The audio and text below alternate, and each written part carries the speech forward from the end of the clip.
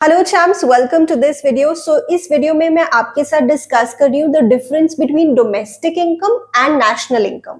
आप कहोगे कि मैम हमें ये पता है domestic income that is NDPFC, net domestic product at factor cost, उसमें जब हम ऐड करते हैं net factor income from abroad तो हमें मिलता है national income that is NNPFC, net national product at factor cost.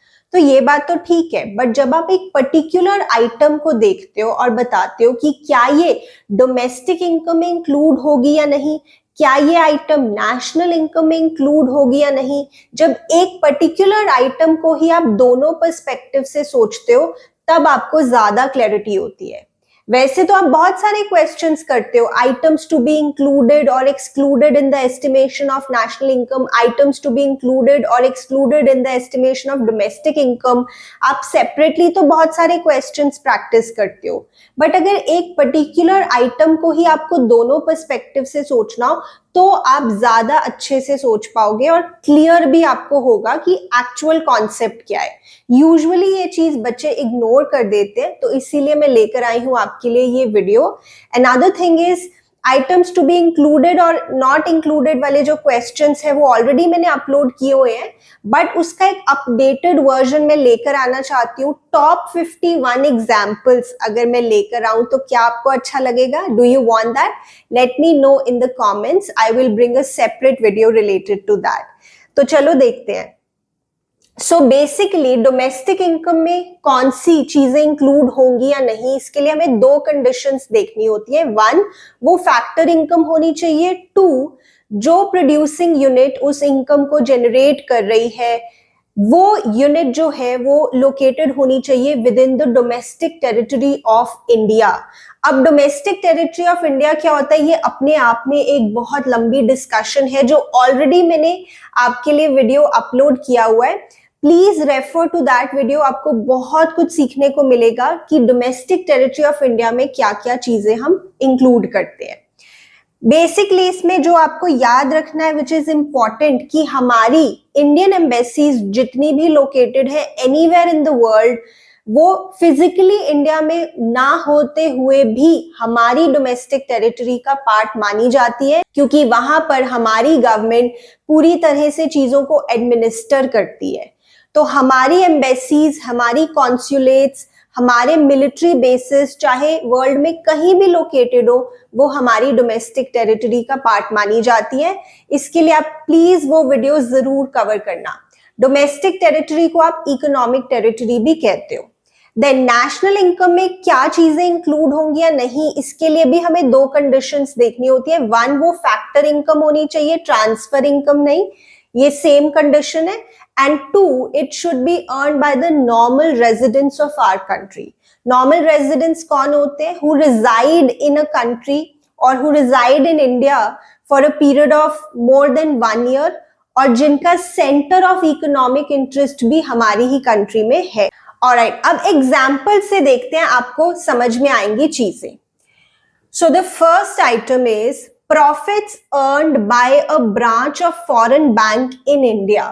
Now foreign bank जो है ये कोई एम्बेसी नहीं है, this is not a foreign embassy, इसमें आप नॉर्मल अप्रोच रखो। फॉरेन बैंक इन इंडिया, क्या ये डोमेस्टिक टेरिटरी ऑफ इंडिया का पार्ट है? यस, क्योंकि इंडिया में बैंक लोकेटेड है, चाहे वो बैंक फॉरेन बैंक है। सो अगर मैं डोमेस्टिक इनकम की बात करूं, दो कंडीशंस फुलफिल होनी चाहिए, फैक्टर इनकम होनी चाहिए और डोमेस्टिक टेरिटरी ऑफ इंडिया में उस इनकम का ओरिजिन होना चाहिए। तो प्रॉफिट्स फैक्टर इनकम है और foreign bank in India domestic territory of India का पार्ट है। तो we will say that yes, this will be included in domestic income as it is generated within the domestic territory of India. ठीक है, within the domestic territory of India, मैं short में लिख रही हूं यहाँ पे। Then इसी पॉइंट को अगर हम नेशनल इनकम के पर्सपेक्टिव से सोचे तो दो कंडीशंस फुलफिल होनी चाहिए, factor income and it should be earn by the normal residents of India. तो ये फॉरेन बैंक ने पैसे कमाए हैं तो ये पैसे वो ले जाएंगे अपनी कंट्री में, फॉरेनर्स, तो वो foreigners normal residents of India नहीं है। फॉरेन बैंक ने जो प्रॉफिट्स अर्न किए तो वो अपनी कंट्री में ले जाएंगे. So it is not earn by normal resident of India. So this is not included in the estimation of national income. In fact, इसे आप कह सकते हो factor income to abroad. Factor income to abroad. Okay, मैं एक बार आपको बता देती हूँ. वैसे you know this already, but still just to revise. Domestic income जो कि होता है NDPFC, उसमें जब हम ऐड करते हैं net factor income from abroad तो हमें मिलता है national income which is NNPFC. ये जो net factor income from abroad है ये किस चीज से बना है? This is factor income from abroad, जो बाहर से फैक्टर इनकम आई है, minus factor income to abroad, जो बाहर फैक्टर इनकम गई है. राइट? तो ये जो प्रॉफिट्स फॉरेन बैंक अपनी कंट्री में ले जाएगा, this is actually factor income to abroad. और ये आप देख सकते हो कि ये माइनस हो रहा है, यानी कि ये नेशनल इनकम की कॉम्प्यूटेशन में नहीं आ रहा है. ठीक है, तो आप इसको इस तरह से भी सोच सकते हो, या आप ऐसे कह लो कि this is not earned by normal residents of India. चलिए, I hope this is clear. आगे चलते हैं और क्लैरिटी होगी आपको. Profits earned by a company in India owned by non-residents. I think this and this are similar. तो domestic income के लिए दो कंडीशंस, फैक्टर इनकम और वो जो इनकम है उसका ओरिजिन हो रहा है डोमेस्टिक टेरिटरी ऑफ इंडिया में. तो प्रॉफिट एक फैक्टर इनकम होती है और it is earned by a company in India. So yes, it is a part of domestic income of India, क्योंकि इसका जो ओरिजिन है वो डोमेस्टिक टेरिटरी ऑफ इंडिया में हो रहा है. ठीक है, इसी चीज को अगर हम नेशनल इनकम के लिए सोचें तो फैक्टर इनकम तो ये है, but this is not earned by normal residents of India. So this is not included in the estimation of national income. और आप रीजन यही दे देंगे that this is actually factor income to abroad. तो इसको तो वैसे भी हम माइनस करते हैं अपनी नेशनल इनकम की कैलकुलेशन के लिए. So this is not included. ठीक है, then profits earned by a branch of State Bank of India in England. तो SBI State Bank of India, but है ये इंग्लैंड में. This is not a part of domestic territory of India. England में हमारे bank की branch है, तो वो डोमेस्टिक टेरिटरी ऑफ इंडिया का पार्ट तो नहीं है ना. डोमेस्टिक टेरिटरी का ये पार्ट नहीं है, इसलिए ये हमारी डोमेस्टिक इनकम की कैलकुलेशन में इंक्लूड नहीं होगा. वहीं अगर हम बात करें नेशनल इनकम की कॉम्प्यूटेशन में, तो ये स्टेट बैंक ऑफ इंडिया ने अर्न की है, which is our company, our bank, Indian bank. तो ये पैसे आ जाएंगे हमारे पास, हमारी कंट्री में. So yes, it is included as it is factor income from abroad, as it is factor income from abroad. तो obviously this will be included in the estimation of national income. Factor income from abroad को तो हम लेते हैं, but factor income to abroad को हम minus करते हैं. ठीक है, क्या आपको ये क्लियर हुआ? चलो आगे चलते हैं. Now let us look at the next item here. Rent received by an Indian resident from Russian embassy in India. Even though Russian embassy India में located है, but फिर भी ये domestic territory of India का part नहीं मानी जाएगी. Embassy एक बहुत ही स्पेशल और सेंसिटिव जगह होती है.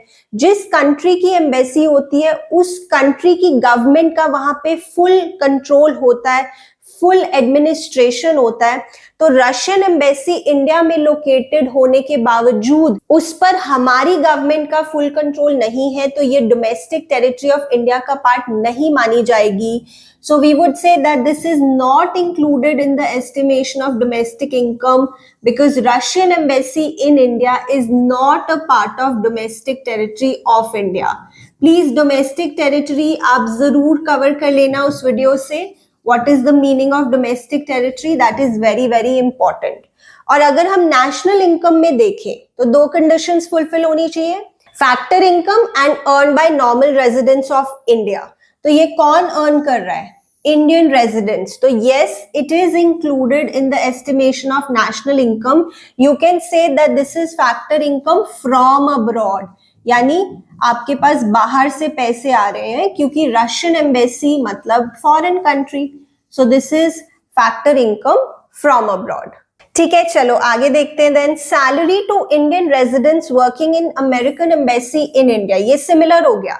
अमेरिकन एम्बेसी इन इंडिया, ये इंडिया में फिजिकली लोकेटेड तो है, but still it is not a part of domestic territory of India, so this is not included in the estimation of domestic income, as American embassy in India is not a part of domestic territory of India, not a part.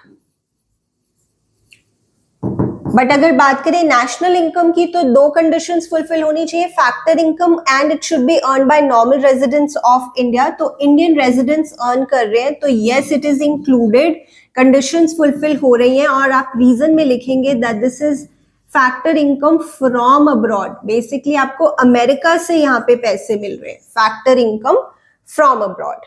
All right, चलिए आगे देखते हैं। Next point, compensation of employees to the residents of Japan working in Indian embassy in Japan.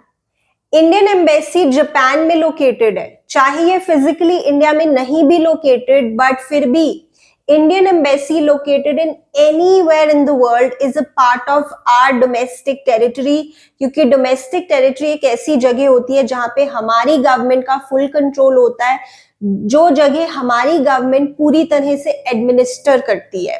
तो we would say that yes, it is included in the estimation of domestic income because Indian embassy in Japan is a part of domestic territory of India. is a part of domestic territory of India. ठीक है, तो ये include होगी domestic income में, but क्या ये national income में include होगी, देखते हैं। तो दो कंडीशंस फुलफिल होनी चाहिए, फैक्टर इनकम और नॉर्मल रेजिडेंट्स ऑफ इंडिया उसे अर्न कर रहे होने चाहिए। This is earned by residents of Japan. Residents of Japan are not normal residents of India. So we would say this is not included in the estimation of national income. And the reason that you're going to give is क्योंकि Indian Embassy उन्हें पैसे दे रही है. So this is factor income to abroad. This is factor income to abroad. तो इसको तो वैसे भी हम माइनस कर देते हैं for the computation of national income.